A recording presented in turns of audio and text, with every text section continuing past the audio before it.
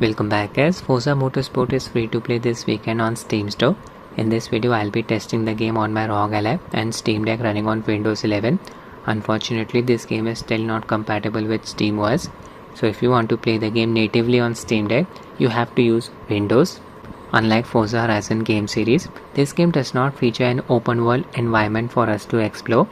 It's primarily a simulation racing game. The races takes place on a variety of both real and fictional tracks and seeks to emulate the performance and handling characteristics of many real-life production, modified and racing cars. The game supports DLSS and FSR upscaler version 2. It doesn't support any frame generation technique.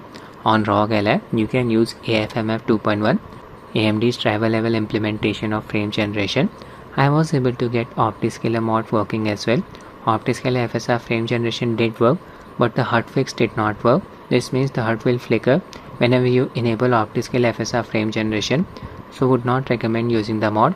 The best part of AFMF is that you can even use it with the game's online mode, unlike OptiScaler mod which comes with the risk of getting your account banned. I'll kick things off with Rog Ally. For this game I've set the UMA buffer size to 5 GB. My Ally is running on BIOS version 3.4.1. I have installed Ally's latest official GPU driver that adds support for AFMF 2.1. Using a 27 watts manual profile, all three power values set at 27 watts. 900p resolution CPU boost disabled. Connected my 8-bit to Ultimate 2C controller to Ally via 2.4 GHz wireless mode. Adrenaline settings for the game. AFMF disabled for the time being. FreeSync on, VSync off. Launch the game. Steam version. Game is asking me to link my Xbox account to my Steam account. I'll just close this. It's required to find my friends. Use Adrenaline's overlay to show you the performance metrics. There it is. Okay, first I'll show you the game settings. Display settings. Set the resolution to 720p. Dynamic render quality medium. Dynamic optimization custom. Full screen mode on. FSR 2 upscaler enable using its quality preset. Save. Graphics section, everything set to medium. Performance target unlock. Isotropic filtering 16 times. Ray tracing off. Everything set to medium here. Mirror shown in all views on. Motion blur quality. Motion blur in cockpit settings disabled. That's it. When you run the game for the first time, shaders will get compiled, helping reducing the stuttering. Okay, I'll start a free play race. Event details. Track set to Hakone. Time of day, night, weather, rainstorm. There will be heavy rainfall during the race along with thunder and lightning. Laps 2. Number of drivers 23. Stress the processor. I tested the launch version of this game. It had performance issues. The game has received multiple updates since then. It's in a much better state now. Yeah, the race is about to start. Look at that water droplet effect. Okay, here FPS is close to 45. We are hitting the GPU bottleneck. The game is very heavy on the GPU, not surprising at all. VRAM usage here is close to 4.1 GB. Here the graphics are looking gorgeous. Look at the reflection quality. Not observing any stuttering. 99th FPS value close to 40. FPS stays with a range of 40 to 47. I'll just change the camera perspective far away inside the car. FPS increased to 50. That's looking so realistic.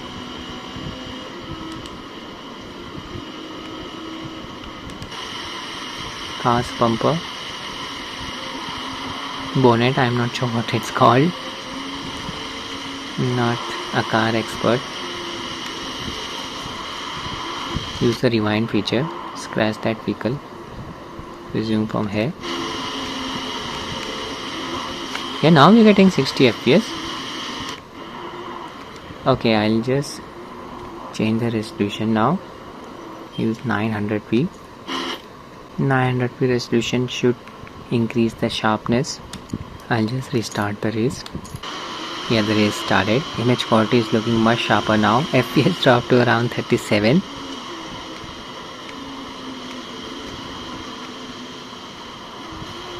Game is definitely playable. FPS increased to around 43. Lost about 6 to 7 FPS after changing the resolution from 720p to 900p. It's up to you how you want to play the game. It's a shame that this game does not support XeSS upscaler. In most of the games I have observed better results with XeSS upscaler compared to FSR. Scratch that, people. Oh no, I went off track. Now I'll enable AFMF. Let's see what happens. Base FPS is close to 40 here. Open adrenaline settings by pressing the Alt and R keys together. Enable AFMF from here. Check the frame generation status should be active.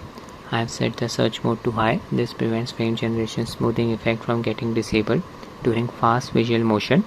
Performance mode set to quality. I'll apply a 60 FPS cap. Only required if the game's FPS exceeds 60. Idle FPS and peak FPS value set to 60. VSync off. Resume the game. Yeah, FPS increased to around 80. Not bad, not bad. Frame generation lag value 19 milliseconds. Nothing extreme. I'll just switch to the inside view. Now just observe the steering wheel and my stick. How the wheel responds to my stick movements. Give you an idea about the real world latency.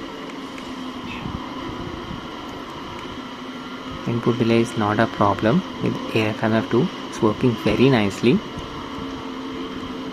Almost double the FPS. You can even use it with the game's online mode.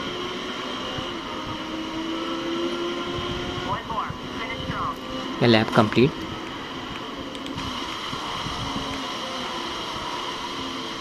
Car's bonnet view. 90 FPS here. Performance can vary depending on the track's location.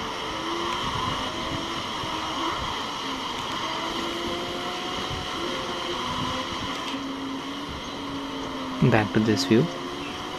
Yeah, FPS dropped to around 75 to 90 FPS.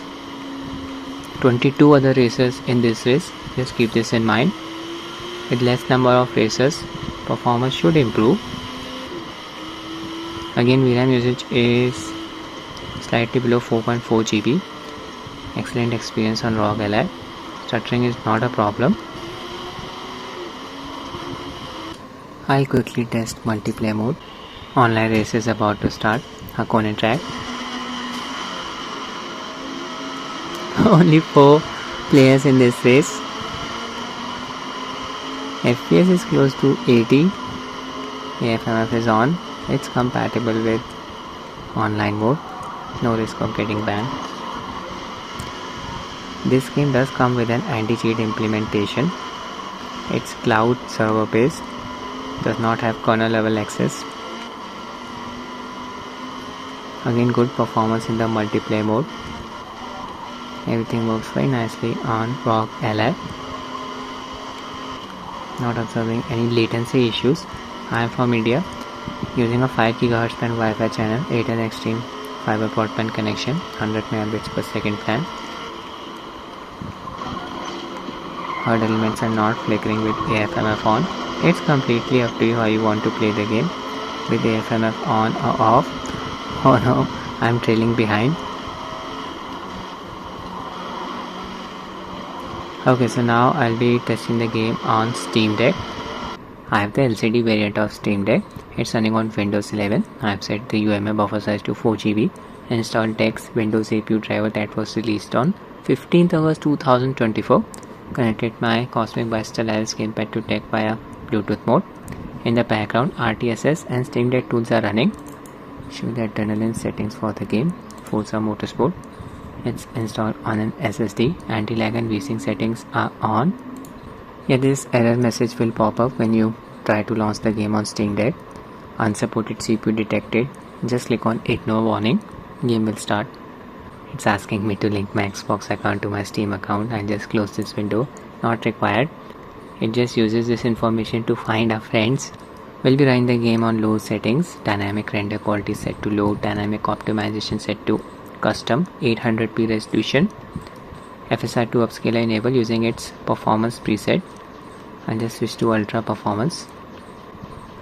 Graphics settings, dynamic render quality set to low, performance target unlock, anisotropic filtering 4 times, ray tracing off, everything set to low, mirror shown in all views disabled, post processing effects like motion blur quality, motion blur in cockpit disabled, apply. Hakone track selected, time of day night, rainstorm, number of laps 2, number of drivers 23. Yeah, the race is about to start. Here we are getting close to 30 fps, 30 to 34 fps. Yeah, the image quality is looking very blurry as expected using the ultra performance preset of FSR after all. But just check out the GPU load. Even after using the ultra performance preset of FSR upscaler, we are hitting the GPU bottleneck. Gives you an idea about the game's performance. It's very heavy on the GPU. A bit too much for Steam Deck. Okay, so I'll just change the upscaler preset to performance. Also apply a 30 fps cap. Look at that ugly frame pacing. Pause the game. FSR 2 set to performance. Apply.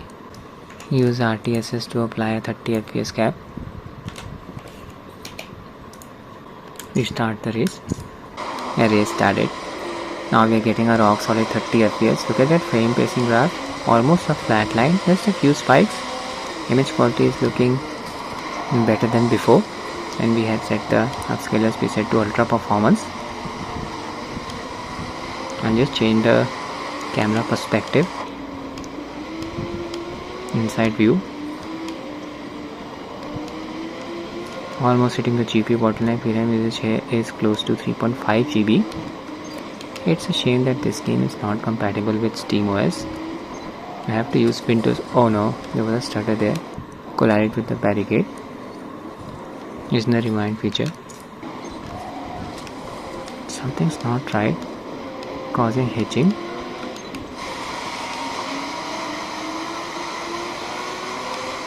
Pass bonnet. Look at that water droplet effect. There are 22 other racers in this race. Performance may be better with less number of racers. Should be better. But this is playable as well. I've just installed the game, so there may be a few hitches here and there. Nothing extreme. It's raining hard. Cats and dogs. Trying to stay close to the other racers. Yet this particular area of the track is very heavy. Still getting 30 fps, not bad. Hopefully this game will become compatible with Steam Deck. It's up to Microsoft. When you try running this game on SteamOS, you'll see an error prompt that Microsoft services are required to play the game, and the game will crash. Yeah, lap complete just like that. FPS mostly stayed around 30. So that's it for the video guys. I hope you find it useful. Thanks for watching and have a nice day.